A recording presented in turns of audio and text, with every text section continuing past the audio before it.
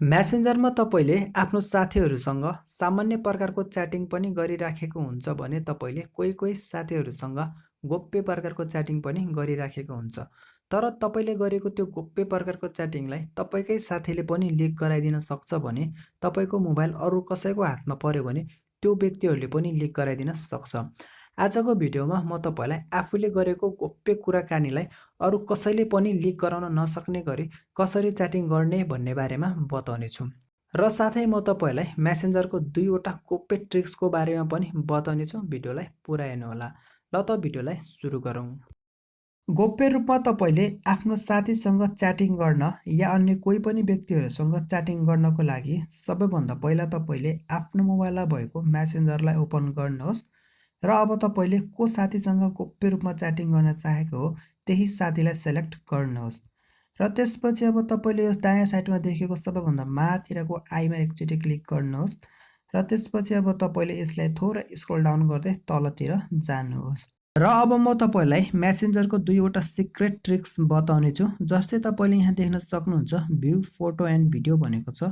अब तपाईले आफ्नो साथीसँग च्याटिङ गर्दाखेरि फोटो र भिडियो पठाएको थियो या तपाईलाई आफ्नो साथीले फोटो र भिडियो पठाइदिएको थियो भने तपाईले यसमा क्लिक गरेर एकैचोटिमा सबै फोटो र भिडियोहरू हेर्न सक्नुहुन्छ। यसरी तपाईले सिक्रेट रूपमा यो फोटो र भिडियोलाई वान क्लिकमा हेर्न सक्नुहुन्छ। र यसलाई एकचोटि ब्याक गरिदिनुहोस्। अब म तपाईलाई अर्को एउटा सिक्रेट ट्रिक्स पनि बताउने छु। जस्तै तपाईले यहाँ देख्न सक्नुहुन्छ सर्च इन कन्भर्सेसन। यसको मतलब मानिलिउँ तपाईले कुनै साथीसँग वर्षौंदेखि च्याट गरिराखेको थियो, त्यो च्याटिङमा चाहिँ तपाईको साथीले तपाईलाई मोबाइल नम्बर पठाइदिएको थियो भने अब तपाईले त्यही मोबाइल नम्बरलाई खोज्न पर्यो भने तपाईले त्यही च्याटिङमा गएर घण्टौं लाएर खोज्नु पर्ने हुन्छ। अब तपाईले त्यसको सट्टामा एकैचोटिमा पत्ता लगाउनको लागि यो सर्च इन कन्भर्सेसनमा क्लिक गर्नुहोस् र त्यसपछि अब तपाईले यहाँ सर्च इन कन्भर्सेसन भनेको बक्स देख्न सक्नुहुन्छ। यसमा तपाईले नम्बर भनेर टाइप गर्नुहोस् र टाइप गरिसकेपछि अब तपाईले यहाँ तल सर्च आइकन देखिराख्नु भएको छ, यसमा एकचोटि क्लिक गर्नुहोस् र त्यसपछि अब तपाईलाई त्यही च्याटमा पुर्याइदिनेछ। अब तपाईले यसमा एकचोटि क्लिक गर्नुहोस् र तपाईले यहाँ देख्न सक्नुहुन्छ नम्बर भन्ने अप्सनमा यहाँ हाइलाइट भएर आएको छ र त्यसपछि तपाईले यहाँ सजिलैसँग नम्बर पाउनुहुनेछ। अब तपाईले यसलाई एकचोटि ब्याक गर्नुहोस्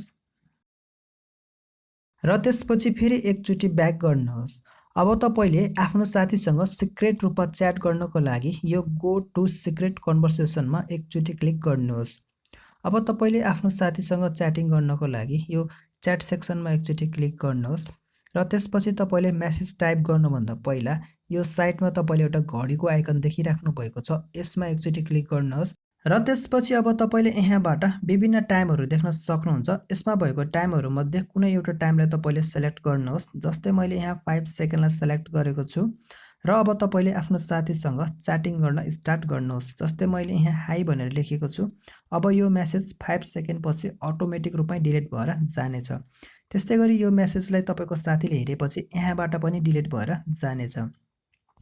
र म अब तपाईलाई यहाँ अर्को टाइम सेट गरेर देखाइदिनेछु। यहाँ म 10 सेकेन्डलाई सेलेक्ट गर्छु र त्यसपछि फेरि म यहाँ मेरो साथीलाई अर्को मेसेज लेखेर सेन्ड गर्छु। जस्तै मैले यहाँ हेलो भनेर लेखेको छु र यसलाई मैले सेन्ड गरेको छु।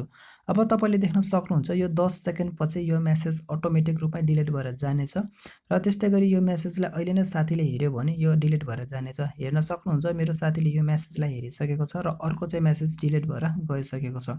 त्यस्तै गरी म यहाँ अर्को चाहिँ एउटा मेसेज लेखेर सेन्ड गर्छु र देख्न सक्नुहुन्छ जुन चाहिँ हेरिसकेको मेसेज थियो त्यो अटोमेटिक रूपमै डिलिट भएर गइसकेको छ। यसरी नै तपाईले पनि आफ्नो साथीहरूसँग सिक्रेट रूपमा च्याटिङ गर्न सक्नुहुन्छ।